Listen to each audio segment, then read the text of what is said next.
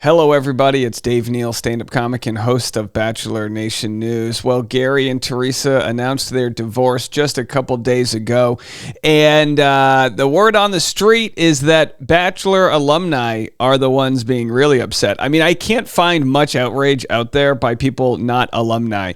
We've got Ashley Iconetti, Nick Viall, Bob Guiney, Trista Sutter. They're all saying, oh my gosh, Gary Turner's going to get shredded for this. But so far, the only people shredding him are them, the alumni, his co-workers, people that were in his similar shoes. Now, yeah, is it a terrible look that they broke up just several months after getting married? Yeah, absolutely. Absolutely not good. But why are we pretending that these marriages matter and that they're real? Come on, folks. I don't know. I reject the premise that because they got married and went to the altar means now they're desecrating. No, come on. So I'm going to share with you guys some audio from some of these podcasts. I don't blame the alumni for talking about it, but I mean, I'm poking so many holes in their logic. We got Swiss cheese here. Follow me on Instagram at DNails. I'll also be on Bachelor Rush Hour this morning and afternoon, like I am every day, Bachelor Rush Hour podcast. Oh, you love my YouTube channel, but then you have to go to work or run some errands? You can put on unique entertainment news that I've already got for you. I've got the O.J. Simpson, all the nonsense from that. I've got, Bigfoot was spotted in Central Park. I got it all, folks. And it's available twice a day, 25-minute bite-sized episodes, Bachelor Rush Hour. All right, I'm going to get into it. I'm going to share the audio. And again, I don't blame anybody. I don't blame anybody for sharing their 2 cents. But let's just take it for what it is, 2 cents. Nick Viall thinks there's more to the story with Golden Bachelor Gary Turner and Teresa's divorce. Now, by all means, I've heard the same rumors everyone else has, which is that they were actually on the rocks earlier. My general belief, in the grace I'm operating with, is that they got stuck on like a moving train, right? We got to plan the wedding. Okay. I mean, they're like, no, can we do it in 6 months? No, it's got to be now. We need to do it in this time slot because it's the perfect slot we have open. Well, I guess if it's a free wedding, we'll take it then. They weren't ready for the wedding, right? They operated, in my belief, with the best belief that they were going to be good. Hey, maybe we'll fix all the things we don't know about each other. We'll figure it out. Let's just pursue. That's my belief. You might call me naive, but I don't think two people, unless you're some crazy psychopath, would go through with a wedding and bring your family and do all of that if you didn't at least intend for it to work out. Now, life moves fast at you. When it doesn't work out, you learn quick. You ever been in a relationship and all of a sudden you got the ick and you're like, oh, this isn't it. This isn't going to work out. Yeah, why wait? Why put it off? So anyway, and they got it done right before tax season, right? Okay, so let's get into it. Nick knows what it's like to date on reality TV. He said, I think what shocked me the most is that this wasn't just a normal breakup or an end of an engagement. This was a divorce announcement. I was caught off guard and surprised by the abruptness. Why? What? It's a bachelor relationship. They never work out. His didn't work out. This one didn't work out. Sure, they just have a wedding ring on and it's paperwork, but it's not like it's anything, other than just a relationship not working out. And all of these leads that had relationships not work out are now pretending to be surprised. He said, I feel like maybe there's more to the story than what we're not hearing. Of course there's more to the story. They're getting a divorce. It didn't work out. It doesn't mean he necessarily cheated or this or that. There's more to the story. If they're currently on the same team, which is that they're saying it just didn't work out for these reasons.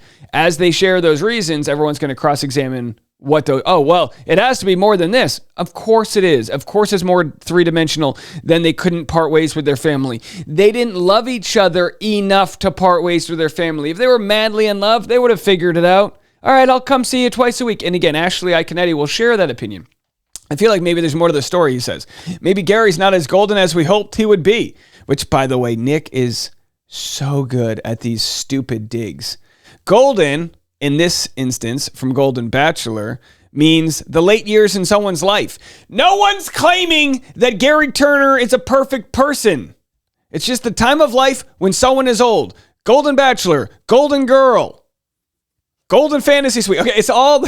So this idea, maybe he's not so golden. Why does Nick want to pull everybody down off the pedestal to his level? I don't understand. So then he keeps on going and blah, blah, blah. So let's just move it on.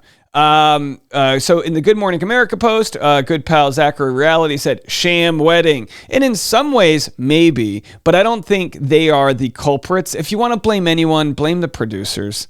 you can always blame the producers. They're the ones who sold the advertisements. And remember, there were a lot of advertisements. They literally would introduce someone. Here's the bridal party. Cut to a break. Here's a this. Cut to Ozempic. Here's a that. We got a Pfizer report. Here's a that. It was nonsense.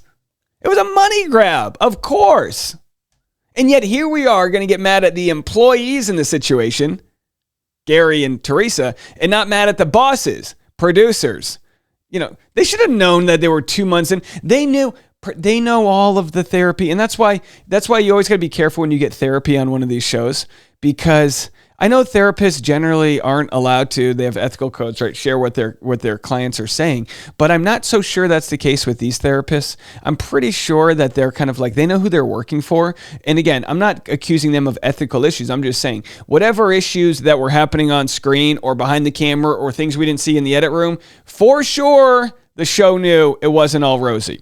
All right, I'm going to share several clips. This is Bob Guiney on the Almost Famous podcast. Prioritize the love that you feel for each other, then you'll make it work. But I just don't know if the timing was right, and I don't know that they realized until after they had said their vows.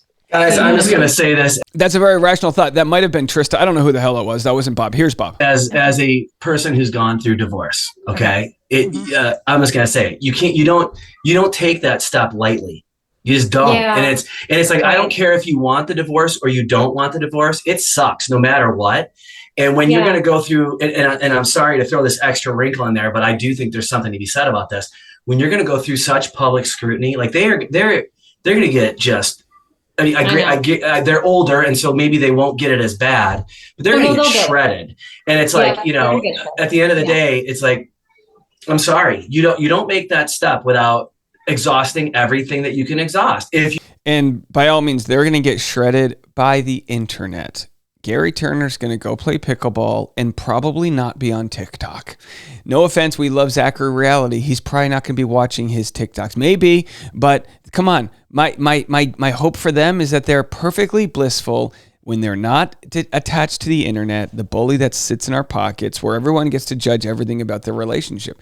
So Bob says they're going to get shredded so far, mainly just from Bachelor alumni. You truly love that person. And I mean, I can say as someone who went through a divorce, and my wife, Canyon, knows this. I say this to her all the time. I'm like, I never stopped caring about her or loving her. It was that we tried everything we could and we realized we just weren't compatible. And it wasn't me living in LA and her living in New York. It was much more than that. That was just the straw that broke the camel's back. You know what I mean? So it's like, if you're a couple that all you've ever known is living apart, which is them, then I have a hard time, like Ashley's saying, I have a hard time accepting the fact that they weren't going to live together is why they're getting divorced. All right. Well, I have a hard time pretending like I know everything about their relationship that can lead to an educated opinion on why they got a divorce. Now, there's divorce with a capital D, that being people who actually dated in a long time with intention and got married. And then there's divorce when it comes to the Bachelor show. Bob knows this. He was on the show. Let's stop talking about marriage in its traditional sense when it's based on the show. All right? They were just a couple that didn't make it to the next stage of their relationship. Yes, the legal system was involved. Yes, it's a desecration of marriage and all these other things. But like, can I just object to the sort of faulty premise that they're any different than other sham Bachelor events? Let's continue. Well, Bob, thank you for that. And now we have producer Amy, who we haven't had on this podcast for quite some time, here with breaking news, along with her mom, Cheryl, who happens to be a grandma. So we have two great perspectives. Yeah, right we here. wanted to give the old person's perspective. But here's what I can say, Ashley. And I thought everything you guys were saying was very astute. Like, yes, it is geographic, but that seems a little suspect, right? And so we've heard, so I'm going to tell you what sources have been telling us. I just won't reveal my sources. We've heard rumblings of this since January 30th. So why specifically the 30th? And I've heard rumblings that they were actually rocky before the wedding day. Again, I don't necessarily blame them. I understand it's a moving situation that they maybe felt, all right, let's just get married and we'll try to make this work. But clearly we have some ideological issues. Because I can just remember the date when the person told me. Okay. Ah. And can you give us like a general, like, is this person part of the Bachelor family? Is this person part of Bachelor production? Very well connected to all parties.